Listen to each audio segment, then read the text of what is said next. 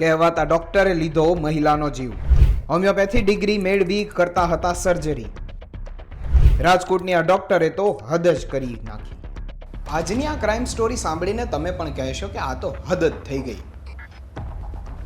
હોસ્પિટલની અંદર કોઈ પણ વ્યક્તિ જ્યારે પ્રેક્ટિસ કરે છે ત્યારે તેની ડિગ્રીને ધ્યાનમાં રાખીને તે વ્યક્તિ કે જે તે ડોક્ટરે પ્રેક્ટિસ કરવાની હોય છે. પરંતુ રાજકોટની અંદર એક એવી ઘટના સામે આવી છે કે માત્ર હોમિયોપેથીની ડિગ્રી મેળવે છે હિના પટેલ નામની ડૉક્ટર, અને તે મહિલાઓની ડિલિવરી કરાવે છે, તેમની સર્જરી પણ કરે છે. જે વાત તદ્દન ખોટી છે, આવું કહેવામાં કાંઈ ખોટું નથી.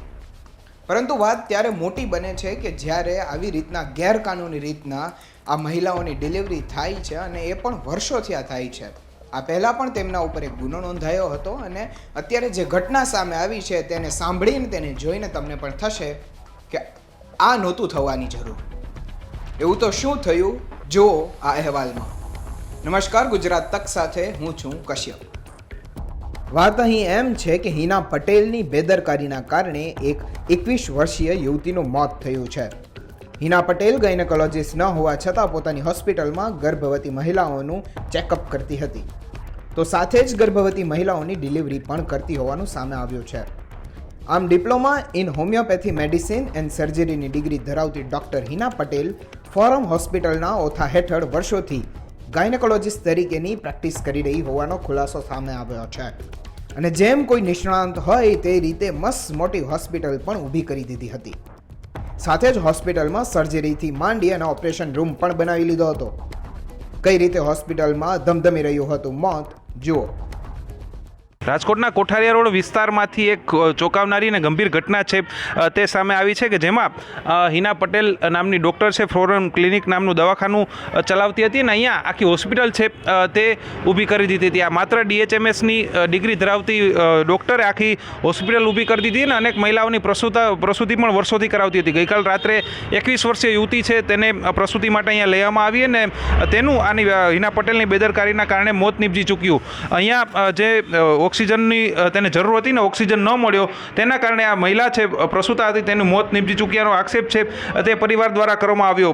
પરિવાર દ્વારા કહેવામાં આવ્યું કે ડૉક્ટરની બેદરકારી હતી, કોઈ પણ પ્રકારની વ્યવસ્થા ઓક્સિજનની નહોતી, અને તેને લીધે તેનું છે મોત છે તે નીપજી ચૂક્યા. હિના પટેલ છે તે વર્ષોથી અહીંયા દવાખાનું ચલાવે છે, ને આ પહેલાં પણ ગેરકાયદે ગર્ભપાતના ગુનામાં પણ પકડાઈ ચૂકી છે. તેમ છતાં તેને પોતાની ક્લિનિક છે તે ચાલુ રાખ્યું, ને આ પ્રકારે લોકોના જીવ સાથે જોખમ લઈને પ્રસૂતિ કરતી હતી. અનેક મહિલાઓની પ્રસૂતિ છે તે આ કરાવી ચૂકી છે, ને અનેક મહિલાઓના ગેરકાયદે ગર્ભપાત પણ હિના પટેલ છે તે કરાવી ચૂકી છે. એના ક્લિનિકના દ્રશ્યો આપણે બતાવી રહ્યા છે કે એલોપેથી દવા તે તમામ પ્રકારની આપતી હતી, જે હોમિયોપેથી ડૉક્ટર છે તે આપી શકાય નહીં, અને અહીંયા તમામ સર્જરી જેવા ઓપરેશન થિયેટર પણ ઊભી કરી દીધું હતું.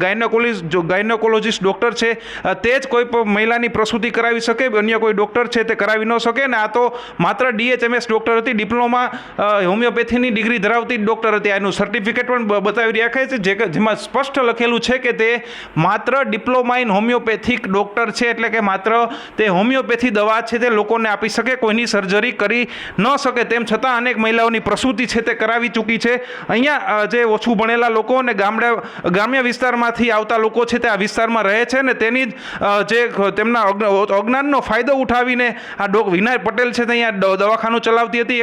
એક દુકાનમાંથી ચાલુ કરેલું ક્લિનિક છે તેને અત્યારે 2 માળની હોસ્પિટલમાં ફેરવી દીધું હતું, ને મહિલા લોકોને અહીંયા દાખલ પણ કરવામાં આવતા હતા. હવે છેલ્લે તેનો ભાંડો છે તે ફૂટ્યો છે, ને એક મહિલાનું મોત નીપજી ચૂક્યું છે. અત્યારે હિના પટેલ સામે એટ્રોસિટી અને મેડિકલ પ્રેક્ટિશનર એક્ટ સહિતના ગુનાઓ છે તે હવે નોંધાયા છે, ને હિના પટેલની ધરપકડ પણ પોલીસ દ્વારા કરવામાં આવશે. પરંતુ જો હિના પટેલ સામે ગેરકાયદે ગર્ભપાત કરાતા જ્યારે હિના પટેલ પકડાઈ ત્યારે તેની સામે કાર્યવાહી થઈ હોત તો આ પ્રકારે આ મહિલા છે તેને જીવ ગુમાવવાનો વારો ન આવ્યો હોત. ક્યાંક ને ક્યાંક તંત્રની પણ બેદરકારી છે તે આ ઘટનામાં પૂરેપૂરી કહી શકાય, કારણ કે જો ત્યારે કડક કાર્યવાહી થઈ હોત, હિના પટેલનું લાયસન્સ છે તે રદ થયું હોત તો અત્યારે આ દવાખાનું ન ચાલતું હોત, ને આ મહિલા છે તે મોતને ન ભેટી હોત. અત્યારે હવે પોલીસ છે તે એક રિપોર્ટ આખો તૈયાર કરવાની છે, આરોગ્ય વિભાગને સોંપવાની છે. આરોગ્ય વિભાગ છે રાજકોટનું મહાનગરપાલિકાનું તે પણ તપાસ કરશે, ને તે પણ રાજ્ય સરકારમાં આ રિપોર્ટ છે તે રજૂ કરશે, ને આગળ જતાં રાજ્ય સરકાર છે તેની સામે કાર્યવાહી કરશે. જોવાનું રહેશે કે હિના પટેલ સામે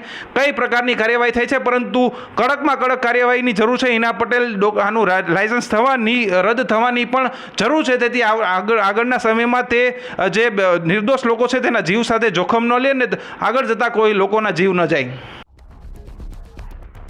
મહિલાની મોતના સમાચાર પરિવારજનોને મળતા જ સમગ્ર પરિવારમાં શોકની લાગણી છવાઈ ગઈ હતી.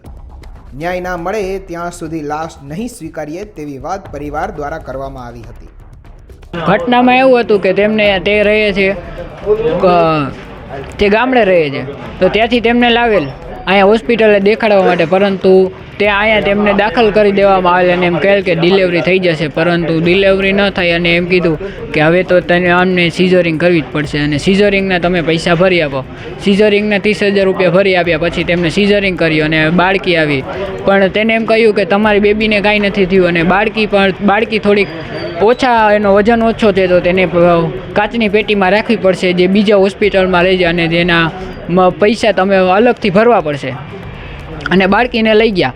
ત્યારબાદ બેનને આંચકીને તેવું થવા માંડ્યું તો કે તમારા બેનને આંચકીને એવું થાય છે, બીજું કાંઈ નથી, થઈ જશે એવી રીતના અમને 1.5 કલાક કર્યો.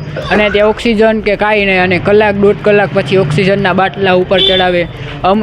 અનેકવાર કોઈ પણ જાતના મશીન આવે, ત્યાં કોઈ સુવિધા ન હતી અને તે ડૉક્ટરને તો સર્જરીની તેમની પાસે ડિગ્રી પણ નથી, તો પણ તેમનું સિઝરિંગ કરેલ છે.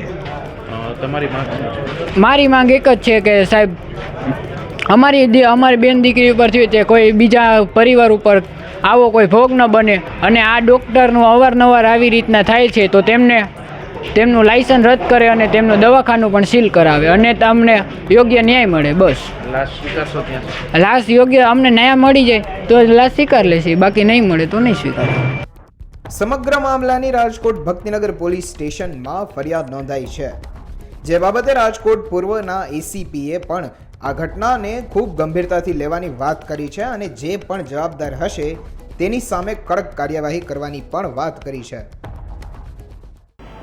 ગઈકાલે રાતના સમયે જીતુભાઈ હીરાભાઈ સોલંકીની છોકરી છે પાયલ, એ ઉંમર 20 વર્ષની છે. એમને પ્રસૂતિ માટે અહીંયા ડૉક્ટર હિનાબેન પટેલ છે એમના હોસ્પિટલમાં હુડકો ચોકીની સામે છે ત્યાં આવેલા અને ત્યાં ડિલિવરી દરમિયાન એમની છોકરીનું મૃત્યુ થઈ ગયેલું અને એ બાબતે એમના જે પિતા છે પાયલબેનના પિતા એમને ફરિયાદ આપતા ડૉક્ટર વિરુદ્ધ ફરિયાદ બેદરકારીથી મૃત્યુ નિપજવા બાબતની તથા એટ્રોસિટી એક્ટ મુજબની ફરિયાદ અત્રે ભક્તિનગર પોલીસ સ્ટેશનમાં દાખલ કરવામાં આવેલ છે. અને ઉપરોક્ત જે ડૉક્ટર હિનાબેન પટેલ છે એ પોતે ગાયનોકોલોજિસ્ટ નથી અને DHMS છે, જેથી કરીને એમના વિરુદ્ધ ફરિયાદ કરવામાં આવે છે. ઉપરોક્ત ડૉક્ટરને કોઈ ક્વોલિફાઈડ ડૉક્ટર નથી, પોતે ગાયનોકોલોજિસ્ટ નથી, તેમ છતાં પોતાના ક્લિનિકમાં ઓપરેશન થિયેટર ને ગાયનોકોલોજિસ્ટ લગતી ડિલિવરીના સાધનો રાખી ને આ કામગીરી દરમિયાન પાયલબેનનું મૃત્યુ નિપજેલ છે, જેથી પ્રથમ દ્રષ્ટિએ તેમની આ બેદરકારી જણાઈ આવેલ છે. જે બાબતે મોતમાં ફરિયાદ પ્રમાણે એવું છે કે એમને ડૉક્ટરે એવું કીધું કે ભાઈ એમને ખેંચની બીમારી છે કે કેમ, તેમજ કંઈ કોમ્પ્લિકેશન ઊભા થયા હશે એ પ્રમાણે એના લીધે એમનું મૃત્યુ થયેલ છે. પરંતુ તપાસ દરમિયાન PM રિપોર્ટ તેમજ અન્ય ડૉક્ટરોના અભિપ્રાયો તેમજ પુરાવા આધારે પછી તપાસ થશે. હાલ એમનો પૂર્વ ઇતિહાસ પણ ચકાસવામાં આવશે, તેમજ અગાઉ કેટલી વખત એમને આવું કૃત્ય કર્યું છે અને એ દરમિયાન શું એમને ભૂલો કરી છે એ બાબતે પણ તપાસ કરવામાં આવશે અને કાયદેસરના પગલાં તેમના વિરુદ્ધ લેવામાં આવશે. સમગ્ર મામલે ડૉક્ટર હિના પટેલનું કહેવું હતું કે તમારી દીકરી ઓફ થઈ ગઈ તો અમે શું કરીએ, એ તમારા નસીબમાં નહીં હોય. ત્યારે મૃતકના પિતાએ કહ્યું હતું કે અમે પોલીસને બોલાવીને તમારા વિરુદ્ધ કાયદેસરની કાર્યવાહી કરીશું. ત્યારે ડૉક્ટર હિના પટેલે કહ્યું હતું કે જો મને બહુ જ પ્રેશર કરશો તો હું દવા પીને મરી જઈશ. આ પ્રકારની ધમકી પણ આપી હતી. ખેર, જો 2019માં હિના પટેલ જ્યારે ગર્ભ પરીક્ષણ ગેરકાનૂની રીતના કરતી હતી ત્યારે જ પકડાઈ ગઈ હોત ને ત્યારે જ જો લાયસન્સ રદ થઈ જાય તેવી કાર્યવાહી થઈ હોત તો હિના પટેલ અત્યારે હોસ્પિટલ ન ચલાવી રહી હોત અને નિર્દોષ મહિલાનો જીવ પણ બચી ગયો હોત. હવે જોવાનું એ રહ્યું કે આવા બની બેઠેલા ડૉક્ટરો વિરુદ્ધ પોલીસ શું પગલાં લે છે. શું મહિલાને ન્યાય મળશે? શું હિના પટેલ જેલ ભેગી થશે? રાજકોટથી રોનક મજીઠિયાનો અહેવાલ, ગુજરાત તક.